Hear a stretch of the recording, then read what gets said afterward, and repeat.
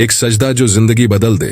क्या वाकई एक सजदा इंसान की तकदीर बदल सकता है? तारीख गवाह है कि जब भी किसी ने सच्चे दिल से अल्लाह के हुजूर झुककर दुआ मांगी, उसकी जिंदगी में हैरत अंगेज तब्दीलियां आईं। इमाम अहमद बिन हंबल का एक वाकया बहुत मशहूर है। वो एक दिन सफर के दौरान किसी अजनबी इलाके में पहुंचे और एक मस्जिद में रात गुजारने का इरादा किया, लेकिन दरबान ने उन्हें अंदर रहने की इजाजत न दी। वो मजबूर होकर मस्जिद के बाहर सोने लगे, मगर एक नानबाई रोटी बनाने वाला ने उन्हें देखा और अपने घर ले गया। इमाम अहमद ने देखा कि नानबाई मुसलसल अल्लाह का जिक्र करता जा रहा था। जब उन्होंने उससे पूछा कि क्या तुम्हें जिक्र का कोई फायदा हुआ, तो नानबाई ने जवाब दिया, मेरी हर दुआ कबूल हुई, बस एक दुआ बाकी है। इमाम अहमद ने पूछा, वो कौन सी? नानबाई ने कहा, मैंने हमेशा दुआ की कि इमाम अहमद बिन हंबल से मुलाकात हो जाए। यह सुनकर इमाम अहमद की आंखों में आंसू आ गए और वो बोले, अल्लाह ने तुम्हारी यह दुआ भी कबूल कर ली, वो मुझे खुद तुम्हारे पास ले आया। यही अल्लाह की कुदरत है। जब कोई दिल से सजदा करता है तो अल्लाह आसमान और जमीन की कौवतों